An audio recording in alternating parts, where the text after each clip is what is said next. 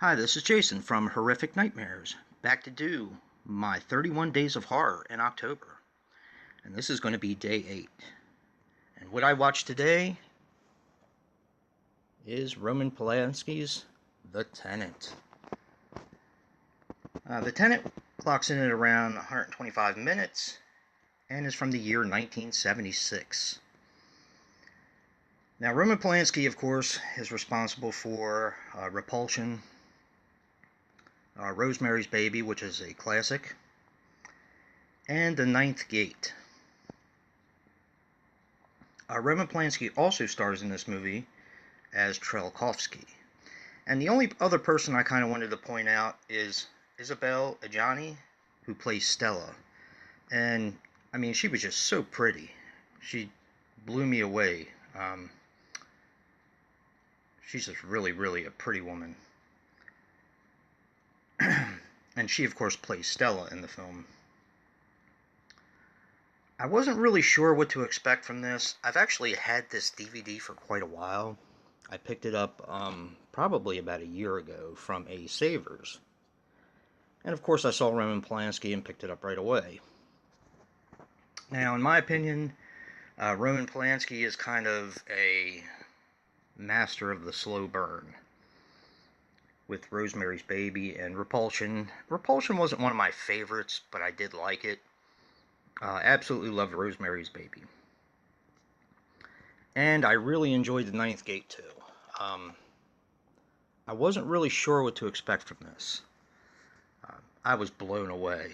Probably going to catch a lot of flack from this, but I like this as much as Rosemary's Baby.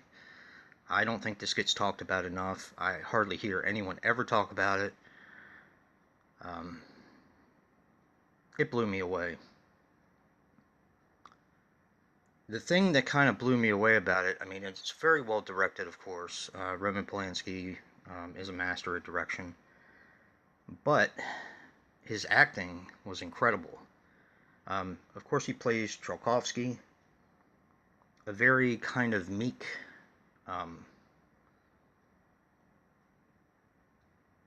just very meek. That's how I'll put him. Very quiet. In the very beginning of the movie, you find out a lady named Simone Schuley had committed suicide from her apartment by jumping out of the window. Now, Trelkovsky wants the apartment that the lady committed suicide in. So he goes and makes the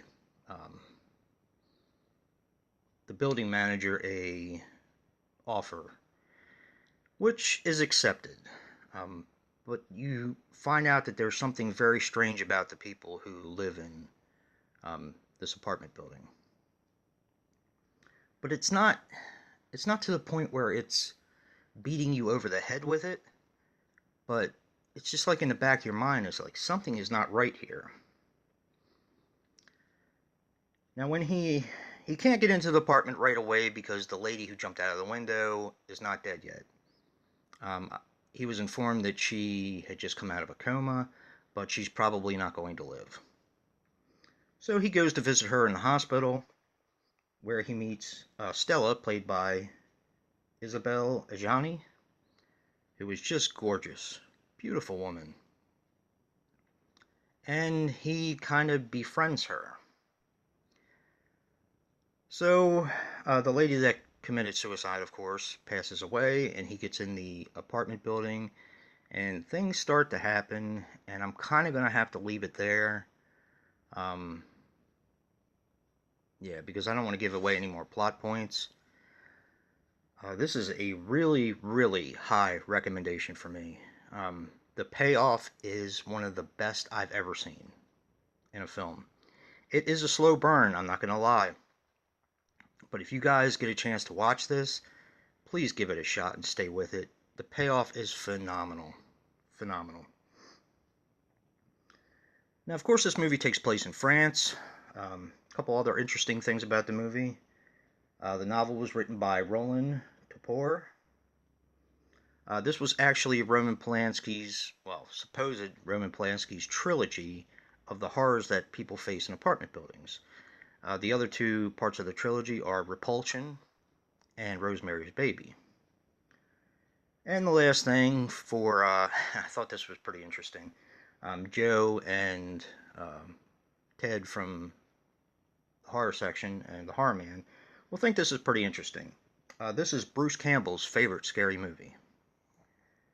For the longest time when I was watching this, I wasn't sure it was going to be like a horror film, and a lot of people will probably say it's not. But when this thing gets going in the third act, wow. Let's just say that there are some images here that are going to stay with me. And, I'm going to give this an 8.5. I thought this movie was brilliant.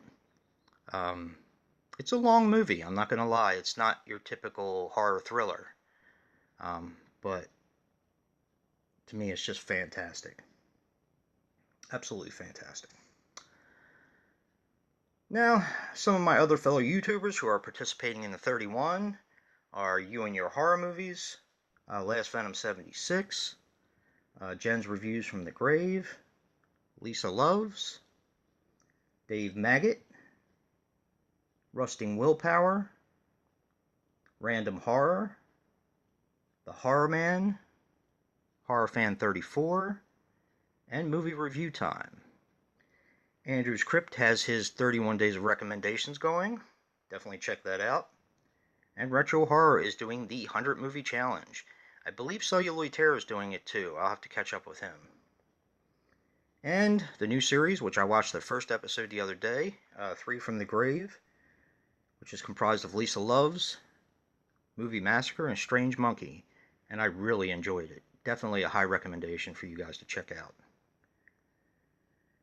And if you like what you see in here, hit that like button and subscribe. And until next time, peace.